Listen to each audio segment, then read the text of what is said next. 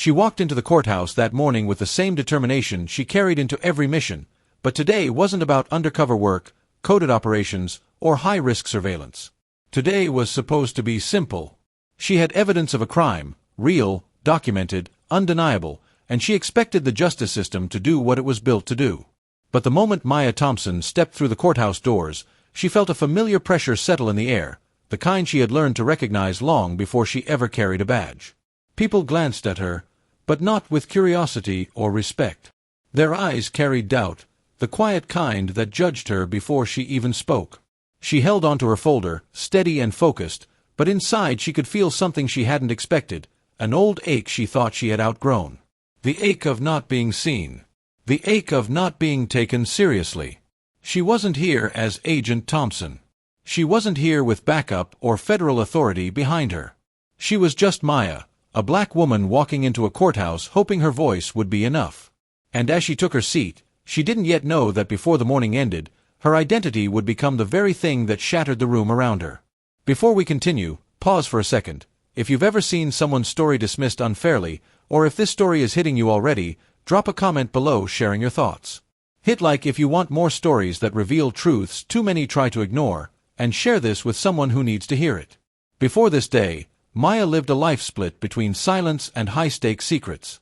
In her everyday world, she was the woman neighbors saw leaving early and returning late, always polite and private. They knew nothing about the encrypted files she reviewed before dawn, the classified briefings she attended, or the missions that pulled her into the darkest corners of the city. She had spent years working undercover, gathering intel in places where criminals trusted no one. Her world required precision, quick thinking, and a level of mental endurance most people never had to develop. But beyond the badge, she carried something far heavier. The knowledge that even with her credentials, her training, and her federal authority, she still moved through society with the awareness that her skin color changed the way strangers judged her. Maya rarely let herself think about that part. It was easier to focus on her work, on the impact she could make, on the lives she protected. But every now and then, a moment would remind her. A store clerk closely watching her every move. A driver locking their doors when she walked by. Or someone in authority speaking to her with a tone sharp enough to slice through her confidence. These moments weren't new. They were the echoes of the world she grew up in, a world where her capabilities were always second-guessed, where she had to work twice as hard to be seen as equal. Still, she believed, deeply, that the courtroom was different. A courtroom was supposed to be a place where truth mattered more than perception, where justice weighed facts rather than assumptions. She had walked into dangerous warehouses and hostile alleys without fear, but the truth was, today she felt something she hated to admit: vulnerability. As she waited for her case to be called, Maya replayed her undercover assignment in her mind. Weeks of careful work had led her to a trafficking ring operating through legitimate-looking businesses. She had gathered documents, recordings, and testimonies that could tear open the operation. Her evidence was strong enough to launch a full investigation, but protocol required her to present it as a civilian to protect her cover. She trusted the system to process it. She trusted the judge to listen. And while we follow Maya's story, make sure you're sticking around. There's a part coming that completely flips the courtroom upside down, and you won't want to miss a single detail. Keep watching to see exactly what happens when assumptions are challenged in a way no one saw coming. But when the judge finally called her name, she felt something shift. He didn't look up. Not even once. His tone was cold, clipped, and dismissive. He questioned the legitimacy of her filing as if she had handed him something ridiculous. He asked whether she understood legal procedure, whether she knew the difference between hearsay and evidence, and whether she had any idea how the court actually worked. Maya stood there, listening as he spoke down to her, each word sharp enough to cut through her professionalism. She tried to present her folder, but he waved her off without even reaching for it. The people sitting behind her exchanged glances, some uncomfortable, others unsurprised. She had walked into this room with truth strong enough to save lives. But none of it mattered. Not her seriousness. Not her preparation. Not her evidence. All the judge saw was a black woman who, in his eyes, didn't belong in his courtroom demanding justice. Maya took a breath, steadying herself. She tried again. She spoke slowly and clearly, explaining that she had documentation, recordings, and written statements. This time, the judge leaned back and questioned her motives. He suggested she misunderstood the law. He implied she was wasting the court's time. And when Maya insisted the evidence was urgent and needed immediate review, he shook his head sharply and reached for his gavel. The sound of that small movement echoed louder than anything else in the room. He was going to dismiss her. Not because of her case, but because of who he assumed she was. In that moment, something inside Maya cracked, not with anger, but with understanding. She saw this scene for what it was. It wasn't just an oversight or a mistake. It was a dismissal rooted in prejudice, wrapped in authority, and disguised as procedure. And she knew exactly what she needed to do. Before the gavel struck, Maya stepped forward. Not aggressively, not dramatically, but with a calm certainty that commanded attention.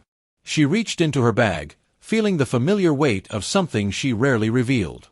She pulled out the small leather case, old and worn at the edges from years of service. The courtroom grew quiet. She opened the case. The snap echoed sharply through the room. And there it was. Her badge. Shining. Official. Federal. The room froze. The judge paused mid-motion, his gavel held awkwardly in the air. He blinked, leaned forward, and stared at the badge as if it were something impossible. People in the seats behind her whispered urgently, shifting to get a better view. Maya didn't say a single word. She didn't need to. Everything the judge assumed about her dissolved in that instant. The tone he used. The doubt he threw at her. The way he dismissed her presence. All of it now stood in direct contrast to the truth staring back at him from the table. An undercover FBI agent. In his courtroom. With evidence he refused to look at. The judge slowly lowered his gavel, his face pale, his authority unraveling. He cleared his throat, this time without confidence. He asked to see the documents he rejected minutes earlier. His hands trembled as he flipped through the pages Maya had risked her safety to collect. And as he read, the color drained from his face. He realized that the woman he had dismissed so carelessly had been carrying evidence strong enough to open a federal case. Evidence he nearly ignored. Evidence that now exposed not just a criminal operation but the biases buried within the very room meant to protect justice. When he finally spoke, his voice cracked. He ordered the case forward for immediate review. He requested federal collaboration. He shifted, stammered, and tried to regain the authority he had lost, but the damage was done. The room had seen him. The mask had slipped. And Maya knew that no matter how the case ended, this moment would stay with him forever. In the days that followed, the investigation expanded rapidly. Agents raided key locations, arrests were made, and victims were rescued. Maya's work made a real impact. But the part she couldn't shake wasn't the mission. It was the moment she was almost silenced in a place meant to listen. If this story has moved you so far, make sure you're still watching. There's a final reflection coming that will leave you thinking about justice, bias, and courage in a way most stories never do. And if you've been inspired by Maya's actions, consider sharing this video so more people can witness the power of standing up against dismissal and prejudice. She thought about the judge's face when the badge appeared. She thought about the people in the courtroom who had watched everything unfold. And she thought about the millions of others who never got the chance to reveal a badge, who never had a title powerful enough to force someone to treat them with respect. Her story wasn't just a courtroom incident. It was a reminder. A warning. A mirror reflecting a truth many still tried to deny. Because if a trained federal agent with proof, discipline, and authority could be dismissed so easily, what happened to those who had none of that protection? And the question that lingered long after the courthouse returned to normal was one the judge, and everyone watching, would never forget. If justice only listens when forced, what happens to those who can't force it at all? If you found this story as eye-opening as we did, don't forget to hit subscribe and turn on notifications. More stories like this are coming that challenge what we think we know about fairness, power, and courage.